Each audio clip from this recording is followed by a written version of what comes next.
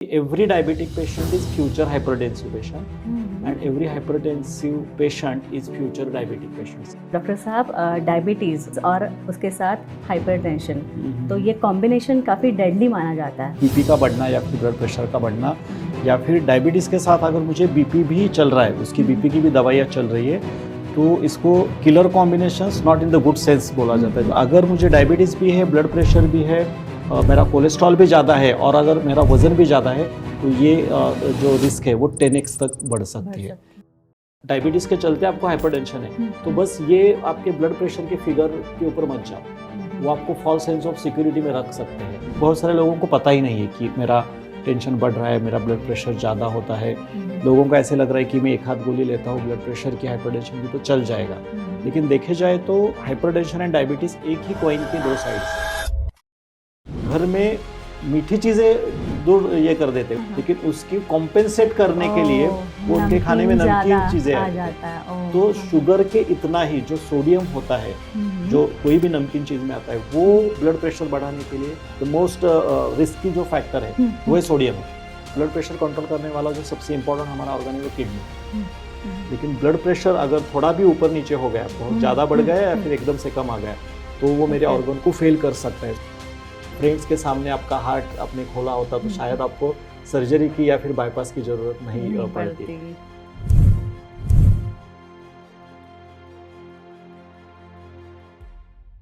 Hello and नमस्ते दोस्तों, मैं हूं स्नेहा और आप देख रहे हैं डायबिटीज़ फ्री फॉरएवर हिंदी का ये ब्रांड न्यू पॉडकास्ट जिसका नाम है डियर डायबिटीज़। इस पॉडकास्ट में हम डायबिटीज़ और उससे जुड़ी काफ़ी सारे आयामों को समझने की कोशिश करते हैं और इसी के लिए हमारे साथ जुड़े हैं डॉक्टर भावगेश कुलकर्णी। डॉक्टर आपका स्वागत। नमस्ते। तो आज हम काफ़ी गंभीर विषय पर चर्चा करने वाले हैं कि डायबिटीज़ और हाइपरटेंशन के क्या सारे कॉन्सिक्वेंसेस हो सकते हैं या फिर डायबिटीज़ और हाइपरटेंशन इस कॉम्बिनेशन को किलर कॉम्बिनेशन क्यों कहा जाता है, और इसी के बारे में आज हम डिस्कस करने वाले हैं। तो डॉक्टर साहब, डायबिटीज़, एक तो डायबिटीज़ और उसके साथ हाइपरटेंशन, तो ये कॉम्बिनेशन काफ़ी डेडली माना जाता है, तो इसके बारे में सबसे पहले बताइए। पहले तो हाइपरटेंशन मतलब आसान भाषा में लोगों को ये बताना जरूरी है कि ब्लड प्रेशर, जो मेरा ब्लड प्रेशर, क्योंकि बहुत सारे लोगों को हाइपरटेंशन ये वर्ड भी शायद समझ में नहीं आता। वो टेंशन मतलब वो स्ट्रेस की तरफ लेके जाते हैं। तो जिसको आसान भाषा में हम बोल सकते हैं बीपी का बढ़ना या फिर ब्लड प्रेशर का बढ़ना या फिर डायबिटीज़ के साथ अगर मुझे बीपी भी चल रहा है, उसकी बीपी की भी दवाइयाँ चल रही है, तो इसको killer combinations not in the good sense बोला जाता है। जनरली नॉर्मली हम बोलते हैं क्या किलर कॉम्बिनेशन है। सो ये killer combination in terms of life threatening की तरह से बताया जाता है। अगर मुझे डायबिटीज़ है और डायबिटीज़ की कोई भी समस्या से अगर मुझे कोई भी कॉम्प्लिकेशन या फिर डेथ होने की चांसेस अगर एक अमाउंट में रहते हैं, तो अगर मुझे डायबिटीज़ के साथ और एक कोमॉर्बिडिटी हाइपरटेंशन के स्वरूप में या फिर ब्लड प्रेशर के तरीके से मेरी ज़िंदगी में आती है, तो ये जो रिस्क है वो 2x हो जाती है, डबल हो जाती है। और अगर हाइपरटेंशन के साथ मुझे कोलेस्टेरॉल या फिर हाइपरलिपिडेमिया, जिसमें कोलेस्ट्रॉल, ट्राइग्लिसराइड, ये सारी चीज़ें बढ़ती है, तो ये जो रिस्क है या फिर ये जो कॉम्प्लिकेशन है वो 4x बढ़ जाते हैं। और अगर मुझे डायबिटीज़ भी है, ब्लड प्रेशर भी है, मेरा कोलेस्ट्रॉल भी ज़्यादा है और अगर मेरा वज़न भी ज़्यादा है, तो ये जो रिस्क है वो 10x तक बढ़ सकती है। और इसमें अनफॉर्चुनेट चीज़ ये है कि इंडिया के बारे में अगर हम बात करेंगे तो 65% लोगों को ओबेसिटी है। तकरीबन हम बात करेंगे तो 25 to 26% पॉपुलेशन को डायबिटीज़ है, प्री डायबिटीज़ है। हाइपरटेंशन की संख्या इससे ज़्यादा है।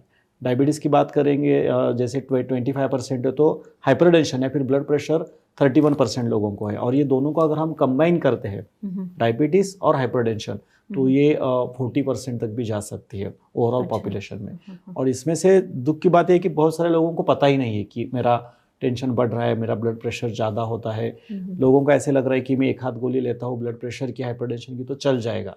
लेकिन देखे जाए तो हाइपरटेंशन एंड डायबिटीज़ एक ही कॉइन के दो साइड्स है। मतलब कहने के लिए तो ये अलग अलग है, लेकिन ये हमेशा मैं कहता हूँ कि डायबिटीज़, बीपी, थायराइड, कोलेस्ट्रॉल का बढ़ना, ये एक ही मदर के जुड़वा बच्चे हैं। मोस्ट ऑफ द टाइम आसान भाषा में जिसको लाइफस्टाइल रिलेटेड डिसऑर्डर्स बोला जाता है, लेकिन ये सभी जो डिसऑर्डर्स है, इसको अगर हम देखेंगे तो ये कार्डियो मेटाबॉलिक या फिर मेटाबॉलिज्म में डिस्टर्ब आने की वजह से जो भी बीमारी मुझे होती है उसको मेटाबॉलिक डिसऑर्डर ऐसे बोला जाता है। उसमें टॉप नंबर पे डायबिटीज आता है और उसके बाद हाइपरटेंशन आता है। तो और most of the time why it is considered as a most of the time fatal या फिर किलर, जो भी आपने वर्ड यूज किया, क्योंकि हाइपरटेंशन के पेशेंट्स में उसको जब तकलीफ होती है, उसका जब ब्लड प्रेशर बढ़ता है तो उसका डायरेक्ट इम्पैक्ट उसके ब्लड वेसल्स और हार्ट के ऊपर होता है। और मुझे हार्ट अटैक आया ये मुझे पता कैसे चलेगा? जब मुझे चेस्ट पेन होगा तब।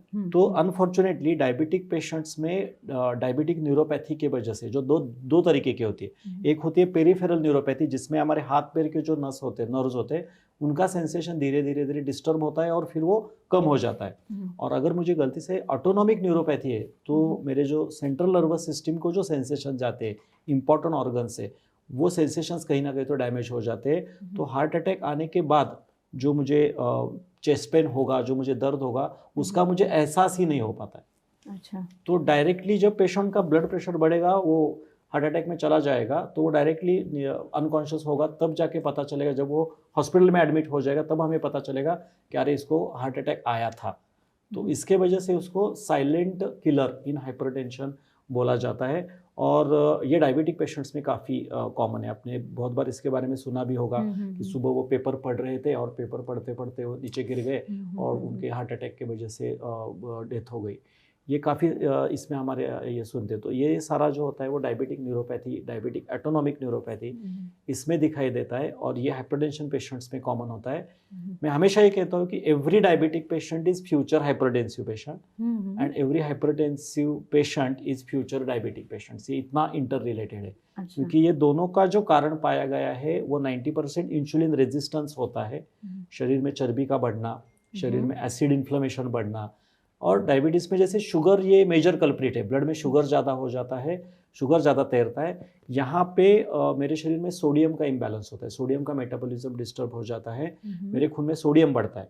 तो यहाँ से शुगर की वजह से इन्फ्लेमेशन होना, इंसुलिन रेजिस्टेंस बढ़ना, और यहाँ में सॉल्ट की वजह से ब्लड वॉल्यूम बढ़ता है। मतलब मेरा जो नॉर्मल ब्लड है वो थिन है, वो पतला है वैसे देखा जाए तो, और उसको हमारा जो नॉर्मल जो हार्ट है, हार्ट के मसल से वो कैपेबल है उसको मेंटेन करने के लिए। लेकिन जैसे ही मेरे खून में शुगर बढ़ती है, जैसे मेरे खून में सोडियम बढ़ता है, और अगर मेरा खाने में भी फैट ज़्यादा है, अगर मेरा ट्राइग्लिसराइड भी बढ़ेगा, तो धीरे धीरे मेरे खून का जो ब्लड वॉल्यूम है, मतलब मेरा जो पतला खून था वो थिक बन जाता है। और थिक जो मेरा ब्लड है उसको धकेलने के लिए, उसको पुश करने के लिए हार्ट के मसल्स को ज़्यादा काम करना पड़ता है, हार्ट रेट बढ़ता है और धीरे धीरे आपके ब्लड प्रेशर बढ़ना शुरू हो जाता है। आपके जो ब्लड वेसल्स है उसको भी ये कहीं ना कहीं डैमेज कर देता है। और जो हमारे जो ब्लड वेसल्स है, जो हमारी आर्टरीज है, उसका जो जिस तरीके से उसका कॉन्ट्रैक्शन रिलैक्सेशन होना चाहिए, उसकी जो कॉन्ट्रैक्टिबिलिटी है, उसकी जो फ्लेक्सिबिलिटी है, वो डायबिटिक पेशेंट्स में बहुत जल्दी वो ख़राब हो जाती है। ये जो शुगर के जो बढ़ने वाली जो शुगर है, हमारे जो एंड आर्टरीज है, जो बहुत ही मतलब स्मॉल ब्लड वेसल्स होते हैं, हमारे आँखों को भी वो नहीं दिखते, इसको एंड आर्टरीज बोला जाता है। वो कभी आँखों में होती है, हाथ पैर में होती है, हमारे फिंगर्स में होती है। वहाँ पे जाके ये हमारी बढ़ी हुई शुगर वहाँ पे जाके वहाँ का जो ब्लड सप्लाई है वो कहीं ना कहीं तो कम हो जाता है। उसके वजह से ऑक्सीजन जो पहुँचना चाहिए, वहाँ पे जो नरिशमेंट पहुँचनी चाहिए वो अच्छी तरह से नहीं पहुँचती है। पहले आपको झिंझिनाहट होना हाथ पैर में, जैसे बोलो चींटी काटते हैं ऐसे, वो ऐसे आपको होता है। उसके बाद बर्निंग सेंसेशन हो जाता है और धीरे धीरे वहाँ के जो नर्व्स है वो डैमेज होने लगते हैं। पहले वो पेरिफेरल न्यूरोपैथी की तरफ जाता है और अगर उसको हमने ध्यान नहीं दिया तो पूरा सेंसेशन खत्म होने के बाद वो गैंग्रीन तक भी पहुँच सकता है, जिसके वजह से हाथ पैर काटना, या फिर पैर का अगर ब्लड सप्लाई नहीं हो रहा है, वहाँ का कोई अगर मुझे अल्सर हो गया है, वहाँ पे कोई जख्म है, तो वो ठीक नहीं हो पाती। तो ये सारे कॉम्प्लिकेशंस हाइपरटेंसिव पेशेंट्स में, अगर उसका शुगर ज़्यादा है, शुगर अगर अच्छा उसका कंट्रोल में नहीं है, तो इसका रिस्क मल्टीफोल्ड हो जाता है। तो इसलिए उसको मुझे लगता है कि किलर या फिर साइलेंट किलर बोला जाता है। ऐसे पेशेंट्स जिन्हें डायबिटीज़ भी है और हाइपरटेंशन भी है, इन ऐसे पेशेंट्स की पैथोलॉजिकल कंडीशंस क्या होती है?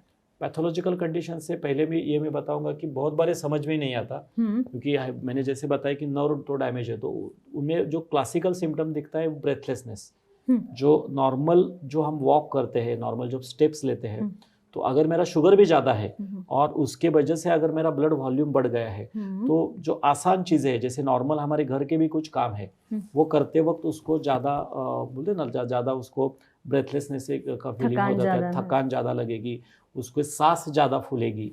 और स्टेप्स जैसे नॉर्मली हम 10 12 15 स्टेप चढ़ते हैं तो हमें इतना हमारी सांस नहीं फूलती है, लेकिन ये अगर मेरे इसमें अगर हाइपरटेंशन है, मेरा ब्लड प्रेशर अगर डायबिटीज में बढ़ रहा है तो उसका 10 12 स्टेप चढ़ने के बाद उसका मन करेगा रुकने का मन करेगा, उसके मसल्स में काफ़ी ज़्यादा पेन आपको दिखाई देगा। दूसरा एक साइन क्लासिकली हाइपरटेंसिव पेशेंट्स, मतलब जिनको डायबिटीज़ भी है और जिनको हाइपरटेंशन है, सूजन उनके चेहरे पे कभी कभी सूजन दिखती है या फिर उनके पैरों पे। जैसे हम कभी लॉन्ग ट्रैवल करते हैं, लॉन्ग एक जगह पे बैठते हैं, तो जैसे हमारे पैरों पे सूजन आता है, इन नॉर्मल सर्कमस्टांसेस ऑल्सो अगर हम उनके पैर देखेंगे तो जिसको हमारे पैथोलॉजिकल इसमें या फिर मेडिकल परिभाषा में पिटिंग इडिमा ऐसे बोला जाता है। अगर पैर में ये करते तो उनके पैरों पे वो सूजन क्लियरली विजिबल होती है।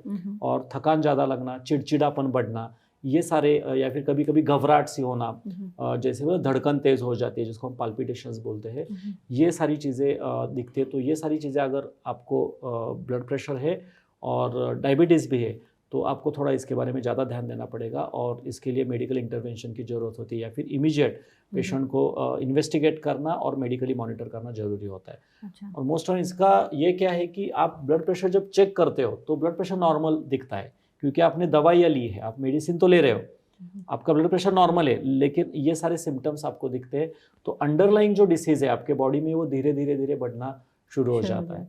तो हमेशा मैं ये बोलता हूँ कि अगर आपका हाइपरटेंशन है और डायबिटीज़ के चलते आपको हाइपरटेंशन है तो बस ये आपके ब्लड प्रेशर के फिगर के ऊपर मत जाओ, वो आपको फॉल्स सेंस ऑफ सिक्योरिटी में रख सकते हैं। तो आपको कुछ ऐसे टेस्ट भी करने जरूरी है जिससे आपको पता चलेगा कि मेरे जो ब्लड वेसल्स है वो अच्छी तरह से काम कर रहे हैं कि नहीं कर रहे। एक जो होती है बाहर वाली सूजन जो हमें क्लिनिकल डायग्नोसिस के साथ समझ सकते हैं, आप डॉक्टर को दिखाओगे या फिर आपको खुद को भी समझ में आएगा कि मेरा चेहरा थोड़ा नॉर्मल नहीं है, मेरा सुबह उठता तो सूजन ज़्यादा रहती है पैर में। नॉर्मली आप जब सॉक्स या फिर शूज़ पहनते हो तो आपके साइज के शूज़ आपको अचानक से लगेगा कि फिट नहीं हो रहे, तो इससे पता चलता है। लेकिन शरीर के अंदर भी सूजन हमारा रहता है, वो हमें इससे नहीं पता चलता है।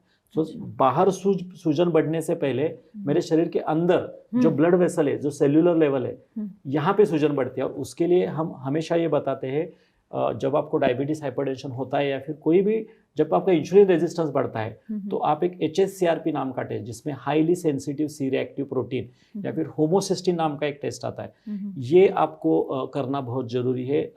बहुत सारे लोग क्या करते हैं, लिपिड प्रोफाइल चेक करते हैं जिसमें बहुत सारे लोगों को थोड़ा बहुत कोलेस्ट्रॉल बढ़ा हुआ दिखता है, ट्राइग्लिसराइड बढ़ता है और शुगर के HbA1c फास्टिंग PP किया जाता है और वो ब्लड प्रेशर चेक किया जाता है। लेकिन ये सिम्टोमेटिक असेसमेंट के लिए बहुत उपयोगी है। अगर मुझे सही में समझना है हाइपरटेंशन की वजह से मुझे या फिर मेरे नर्व्स, मेरे ब्लड वेसल्स, आर्टरीज को कुछ डैमेज नहीं हुआ है, तो ये आपको चेक करना बहुत ज़रूरी है। और अगर आपको हाइपरटेंशन के साथ डायबिटीज़ है तो आपकी आँखों की जांच करनी भी बहुत ज़रूरी है, साल में या फिर 6 महीने में एक आध बार, क्योंकि जो हमारे जो रेटाइना होती है या फिर जो रेटाइनल ब्लड वेसल्स होते हैं ये डैमेज होने के चांसेस डायबिटीज़ में भी ज़्यादा है और हाइपरटेंसिव में भी, मतलब इंडिपेंडेंटली हम देखेंगे तो दोनों बीमारियों में ज़्यादा है। अगर ये दोनों कंबाइन होते हैं तो इसके ऊपर अफेक्शन होना और हमारे रेटाइनल की ब्लड वेसल्स डैमेज होना या फिर वो ब्लड वेसल मतलब बहुत ही स्मॉल ब्लड वेसल्स होते हैं तो वहाँ पे अगर डैमेज हो गया तो हमें पहले ब्लरिंग ऑफ विजन हो जाता है, मतलब आंखों को धुंधला दिखना और कभी कभी हमें पूरी तरह से ब्लाइंडनेस भी उसमें आ सकता है। तो यू नीड टू स्क्रीन, इससे डरना नहीं, आपको ब्लड शुगर और एक कंट्रोल भी करना है, लेकिन आपको स्क्रीनिंग और मॉनिटरिंग भी करते रहना बहुत जरूरी है। अच्छा, क्या टाइप 2 डायबिटिक पेशेंट्स में इसकी रिस्क ज़्यादा होती है? नहीं, दोनों भी, कोई भी टाइप 1 हो सकता है, टाइप 2 हो सकता है, टाइप 1 हो सकता है, गेस्टेशनल डायबिटीज़, कोई भी डायबिटीज़ का पेशेंट्स जो होता है उसमें अगर ब्लड प्रेशर की तकलीफ है तो दोनों में ये बीमारी इक्वल है और दोनों में, मतलब ऐसा कुछ नहीं कि टाइप 1 में कम है टाइप 2 में ज़्यादा। ओनली थिंग क्या होता है, टाइप 1 डायबिटीज़ ज़्यादातर बच्चों में पाया जाता है, उनमें उतना हाइपरटेंशन होने के चांसेस नहीं होते। Most of the time hypertension जो दिखता है, जो क्लासिकल हाइपरटेंशन जिसको प्राइमरी हाइपरटेंशन, इसेंशियल हाइपरटेंशन हमारे इसमें बोला जाता है, वो एडल्ट आउटसेट या फिर ओल्ड एज में, मतलब 30 या फिर 40 के एज में, हालांकि अभी काफ़ी सारे यंग लोगों में भी दिखना शुरू हो गया है, लेकिन नॉर्मली जो दिखता है अगर हम 89-90% पॉपुलेशन की बात करेंगे तो 30 के आगे दिखता है और मोस्ट ऑफ द टाइम 30 के आगे जो डायबिटीज़ लोगों में दिखता है वो टाइप 2 होता है। इसलिए ऐसा बोला जाता है कि टाइप 2 डायबिटीज़ में हाइपरटेंशन होने के चांसेस ज़्यादा है या फिर हाइपरटेंशन टाइप 2 डायबिटीज़ में ज़्यादा होता है। अच्छा, डायबिटिक पेशेंट प्लस उसको होने वाला हाइपरटेंशन की बीमारी, क्या ये कॉम्बिनेशन हमेशा हार्ट अटैक की तरफ ही लीड करता है? नहीं, जरूरी नहीं है कि हार्ट अटैक। अगर आपने अच्छा प्रिकॉशन लिया, आपका ब्लड प्रेशर भी आपने अच्छी तरह से कंट्रोल में रखा है, आपका वजन अगर आपका अच्छा है, लाइफस्टाइल अगर आप अच्छा रखते हो, आपका स्लीप पैटर्न, आपका रेगुलर एक्सरसाइज, अगर आपने पैरामीटर कंट्रोल में रखे। देखो कैसे, मैं हमेशा ये बोलता हूँ कि आपको हमेशा डेथ होनी चाहिए, हार्ट अटैक आना ही चाहिए, या अगर आप प्रिपेयर करके जा रहे हो मुझे कुछ भी होगा और मुझे हार्ट अटैक आएगा ही, तो इसलिए मैं कुछ भी नहीं उसके ऊपर एक्शन लूंगा, तो आपको हार्ट अटैक आएगा ही। तो मेरा थोड़ा उल्टा इसमें कहना है कि आप ऐसा सोचो कि अगर मैं मेरे सेहत का अच्छा ख्याल रखूंगा तो मुझे हार्ट अटैक नहीं आएगा। अगर मैं बस दवाइयां लेते जा रहा हूँ और मैं सिम्टम को दबा रहा हूँ तो शायद वो हार्ट अटैक की तरफ जाएगा, क्योंकि आप क्या है, फॉल्स सेंस ऑफ सिक्योरिटी में हो। आपको लग रहा है हाँ नहीं, मैंने ब्लड प्रेशर कंट्रोल में रखा है, लेकिन ब्लड प्रेशर कंट्रोल रखने के लिए आप बस दवाइयों का इस्तेमाल कर रहे हो और जो सिम्टम्स है उसको दबा रहे हो, या फिर दवाइयों का इस्तेमाल करते करते आप आपके लाइफस्टाइल में भी परिवर्तन कर रहे हो, आपके लाइफस्टाइल में भी सुधार ला रहे हो, तो वो आपको ज़्यादा अच्छी लाइफस्टाइल जो आप में जो आपका परिवर्तन होगा वो आपको ज़्यादा अच्छा आउटकम देगा एज कम्पेयर टू मैं बस दवाइयों पे, क्योंकि दवाइयाँ टेम्पररी आपको ये रिलीफ दे देगी, लेकिन जो अंडरलाइंग जो आपका ब्लड वॉल्यूम बढ़ रहा है, जो आपको एथेरोस्क्लेरोसिस की रिस्क आपके अंदर बढ़ रही है, वहाँ पे अनफॉर्चुनेटली हाइपरटेंशन की या फिर कोई भी दवा इतना अच्छा काम नहीं करती। बहुत सारे लोग क्या बोलते हैं कि मैं कोलेस्ट्रॉल की दवा खा रहा हूँ, मैं खून पतला रखने के लिए जो एस्पिरिन, इकोस्पिरिन, ये जो दवाई होती है वो मैं ले रहा हूँ, लेकिन आई डोंट थिंक कि वो दवाई आपको एक हद तक आपको मदद कर सकती है। तो मैं दवाइयाँ ये बुरे लाइफस्टाइल के लिए ऑप्शन नहीं हो सकती है। दवाइयों का रोल कॉम्प्लीमेंट्री है, सप्लीमेंट्री है, उसके साथ मुझे लाइफस्टाइल में चेंजेस करने जरूरी है, उसको मस्ट है, उसको ऑप्शन नहीं है। बहुत सारे लोगों में इसमें ये होता है कि उनको लगता है मैं दवाई तो चल रही है ना भाई, शुगर की दवाई चल रही है, ब्लड प्रेशर की दवाई चल रही है, तो मैं कुछ भी खा सकता हूँ, कुछ भी ये कर सकता हूँ। ऐसा नहीं है, दोनों को आप कंबाइन करोगे तो शायद आपका हार्ट अटैक का रिस्क आपका कम हो जाएगा। और ऐसा कोई मतलब बोलो ना कि ऐसा है ही नहीं कि होना ही चाहिए, आना ही चाहिए।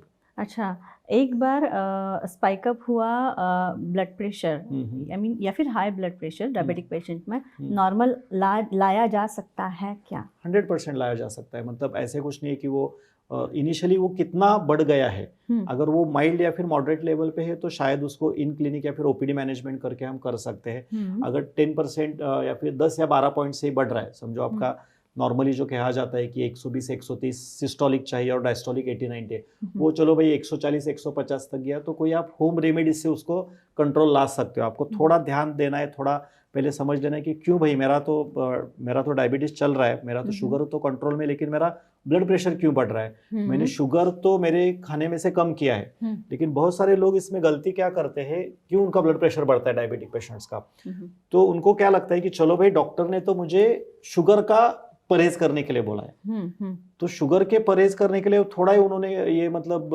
आलू भुजिया खाने के लिए, फरसाण वाली चीजें खाने के लिए, थेपला खाने के लिए, नमकीन चीजों के लिए थोड़ा ही किया, तो वो क्या करते हैं घर में मीठी चीजें दूर ये कर देते हैं उनके खाने में से, किचन में से, लेकिन उसकी कॉम्पेंसेट करने के लिए वो उनके खाने में नमकीन चीजें आ जाता है। तो शुगर के इतना ही जो सोडियम होता है जो कोई भी नमकीन चीज में आता है, वो ब्लड प्रेशर बढ़ाने के लिए बहुत मतलब क्या बोलते हैं द मोस्ट रिस्की जो फैक्टर है वो है सोडियम है, तो वो वहाँ पे ज्यादा खा देते हैं। और वो अगर उनको कोई पूछता है कि भाई ये क्यों, तो बोलते हैं ये तो डॉक्टर ने मुझे बस शुगर मना किया है, सॉल्ट के बारे में तो कुछ बताया नहीं। अच्छा। और बहुत बार ये सॉल्ट होता है, ये धीरे धीरे उनका ब्लड प्रेशर बढ़ाता है।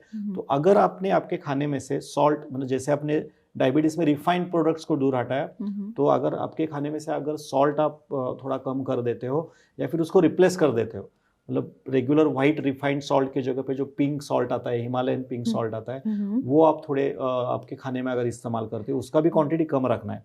अगर हम व्हाइट सॉल्ट और पिंक सॉल्ट के कंपैरिजन करेंगे तो व्हाइट सॉल्ट में अगर 60-80% सोडियम है तो यहाँ पे 30-40% रहेगा, और बाकी पोटेशियम का क्वांटिटी थोड़ा ज़्यादा रहता है। तो मुझे ध्यान देना पड़ेगा कि मेरे खाने में से सॉल्ट मेरा रिस्ट्रिक्टेड है, लिमिटेड है। दूसरा, खाने में जो चीज़ें हम डायबिटिक पेशेंट्स को बोलते हैं कि आपको खाने में सलाद ज़्यादा इस्तेमाल करना चाहिए, रॉ चीज़ें ज़्यादा इस्तेमाल करनी चाहिए। तो रॉ या फिर जो फाइबर वाली चीज़ें होती है, पर्टिकुलरली ऐसा पाया गया है, ऐसा देखा गया है, जो भी ग्रीन वेजिटेबल्स होते हैं और जो भी रेड फ्रूट्स होते हैं सारे, उसमें नाइट्रिक ऑक्साइड नाम की चीज़ होती है। दूसरा, कोई भी सलाद, कोई भी फाइबर या फिर कोई भी अल्कलाइन डिटॉक्स जूसेस जो स्मूदीज के फॉर्म में होता है, एबीसी जूस के फॉर्म में होता है, और हमारा जो नारियल का पानी भी आएगा उसमें, तो ये जो सारी चीज़ें होती है ये नाइट्रिक ऑक्साइड रिच होती है और वो अल्कलाइन होती है। अच्छा। तो मेरा अगर बॉडी अल्कलाइन है, मेरा जो ब्लड पीएच है वो अगर अच्छी तरह से मेंटेन है, तो मेरा ब्लड प्रेशर नहीं बढ़ता है। और दूसरा, जो भी रॉ चीज़ों में या फिर सारे जो सलाड्स से लेके फ्रूट्स तक जिसकी मैंने बात की, ये जो नाइट्रिक ऑक्साइड है, this is considered as a potent vasodilator. आपके जो ब्लड वेसल्स है उसको डायलेटेड रखने का, और आपके जो एथेरोस्क्लेरोसिस की, आर्टेरियोस्क्लेरोसिस मतलब जिसको हम बोल सकते हैं कि आपके जो ब्लड वेसल्स है वो ज़्यादा थिक हो जाना, उनकी जो कॉन्ट्रैक्टिबिलिटी है उसको अच्छी तरह से मेंटेन करने का काम ये नाइट्रिक ऑक्साइड करता है। और ये नाइट्रिक ऑक्साइड आपको सारे वेजिटेबल्स में, अगर वो रॉ फॉर्म में आप खाते हो तो उसमें आपको मिलता है, फ्रेश कोकोनट में आपको मिलता है, और सारे इसमें मिलता है, तो वो आपको आपके खाने में ज़्यादा इस्तेमाल करने चाहिए।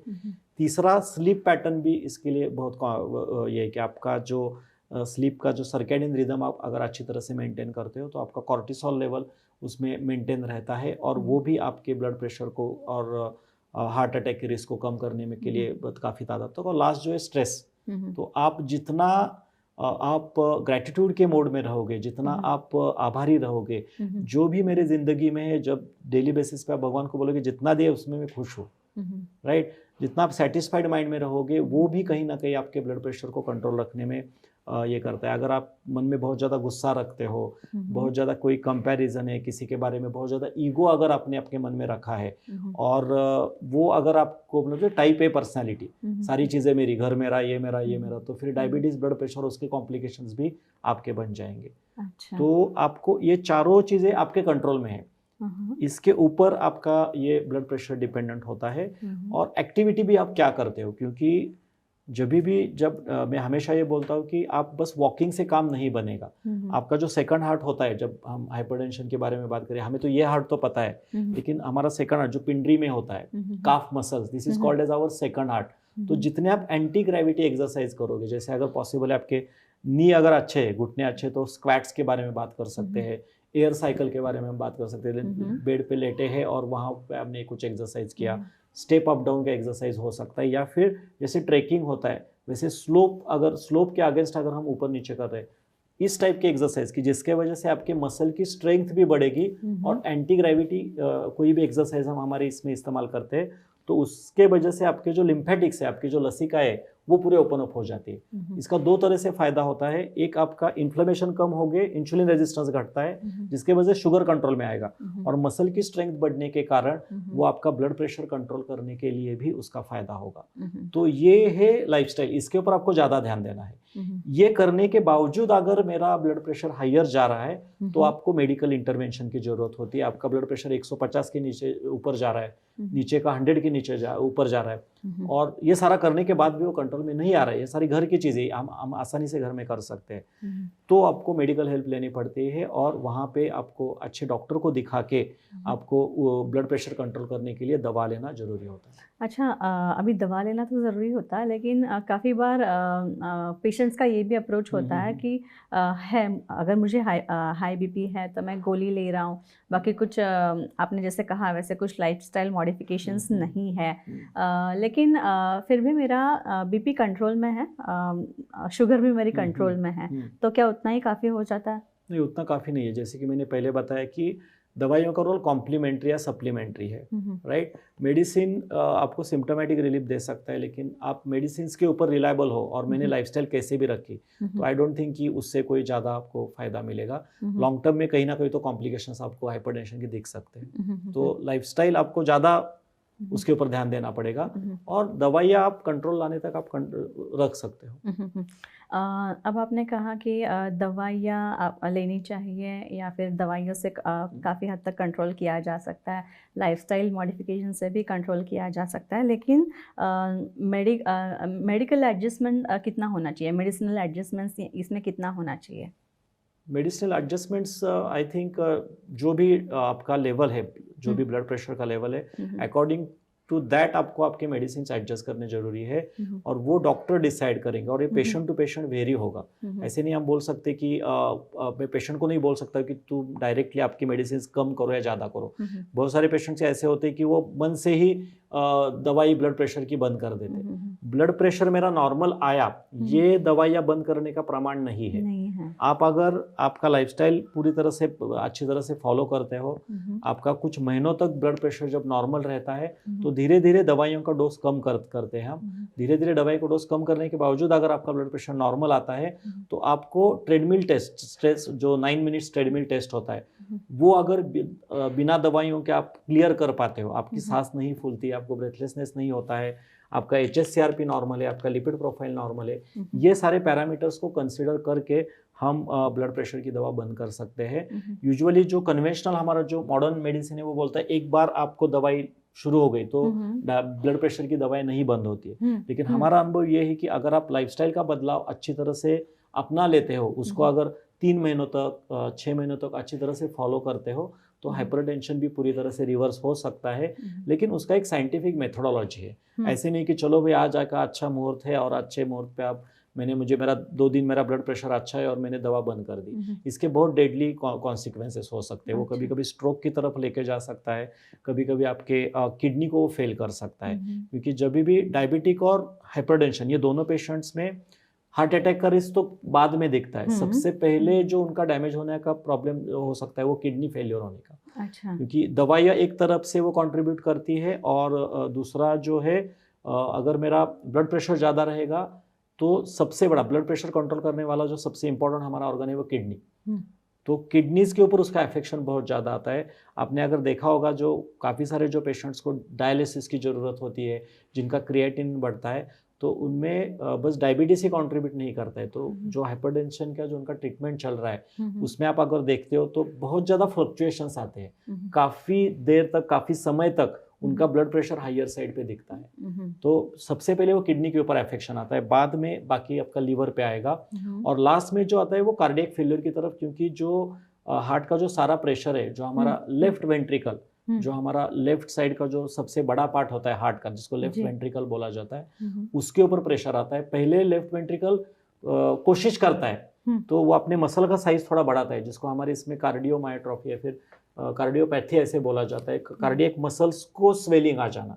और बाद में धीरे धीरे धीरे कार्डियक कैपेसिटी, जिसको हम इजेक्शन फ्रैक्शन बोलते हैं, वो धीरे धीरे धीरे कम होने लगता है, और ये आगे जाके आपको कार्डियक अरेस्ट या फिर कार्डियक फेल्योर की तरफ लेके जा सकता है। तो ज़रूरी नहीं है कि हार्ट अटैक ही आना चाहिए या फिर मुझे मतलब मेरे ब्लड वेसल से ही तकलीफ होनी चाहिए। जो कार्डियक मसल से उसको भी डायबिटिक पेशेंट्स में अफेक्शन होना बहुत कॉमन होता है। अच्छा। अगर मैंने उसको प्रॉपरली मैनेज नहीं किया, अगर मैंने ब्लड प्रेशर को हायर साइड पे ही वहाँ पे रखा तो। और एक आखिरी सवाल, कितने फ्रीक्वेंटली हमें डॉक्टर को विजिट करना चाहिए अगर बीपी और डायबिटीज़ का कॉम्बिनेशन है तो? हाई बीपी और डायबिटीज़ जो रेगुलरली जो फॉलोअप होता है महीने में एक बार, या फिर कुछ लोगों का 2 महीने में एक आध बार होता है। और मैं तो हमेशा ये बोलता हूँ कि अगर आपको दोनों भी चल रहा है तो जैसे आप ग्लूकोमीटर रखते हो तो आपके यहाँ पे ब्लड प्रेशर मॉनिटर, मतलब 3 चीज़ें। तो अगर आप कार्डियोमेटाबॉलिक डिसऑर्डर, एक तो वेट मशीन चाहिए आपके यहाँ पे, एक तो ब्लड प्रेशर मॉनिटर चाहिए, और आपका ग्लूकोमीटर, और अभी तो वो पल्स ऑक्स भी कोरोना की वजह से ऑक्सीमीटर भी आया था। और ये मतलब ऐसे नहीं है कि वो प्रिकॉशन के लिए आपको अगर लगता है तो आप वो मॉनिटर भी वहाँ पे कर सकते हो। अगर 10 या मतलब 19-20 का है फर्क तो आप अपने आप के लेवल पे मैनेज करो। लेकिन बहुत ज़्यादा बढ़ रहा है तो सिम्टम आने की वेट मत करो, आप इमीडिएटली डॉक्टर को उस टाइम दिखा सकते हैं या फिर आपके डॉक्टर के साथ। क्योंकि शुगर एक हाथ टाइम ज़्यादा हो गया 300 350 तो शायद बॉडी हमारी मतलब अच्छी तरह से काम कर सकती है। लेकिन ब्लड प्रेशर अगर थोड़ा भी ऊपर नीचे हो गया, बहुत ज़्यादा बढ़ गया या फिर एकदम से कम आ गया, तो वो मेरे ऑर्गन को फेल कर सकता है। सो हाइपोटेंशन इज ऑल्सो डेंजरस, और हाइपोटेंशन तो होता ही होता है। क्योंकि अगर मेरी कोई आर्टरी डैमेज हो गई, कोई ब्लड वेसल अगर ब्रेन को सप्लाई करने वाली, किडनी को सप्लाई करने वाली, आंखों को सप्लाई करने वाली, अगर कोई भी ब्लड वेसल डैमेज हो जाती है, टूट जाती है, तो उसको उस ऑर्गन का ब्लड सप्लाई कट हो जाता है, जिसको हार्ट में इन्फार्क्ट बोलते हैं या फिर ब्रेन में स्ट्रोक बोला जाता है। तो वो सीधी तरह से हमें ऑर्गन फेल्योर की तरफ लेके जाता है, जिसको रिवाइव करना डिफिकल्ट है। उसको फिर ठीक नहीं कर सकते। इसलिए हाइपरटेंशन को ज़्यादा हमें ये करना पड़ता है। जैसे कि मैंने बताया, महीने में एक बार ब्लड प्रेशर आपको नापना चाहिए। कुछ टेस्ट जो होते हैं HSCRP जैसे होते हैं, अपोलाइपोप्रोटीन, आपका लिपिड प्रोफाइल, ये 3 महीने में 6 महीने में एक आध बार कर सकते हो।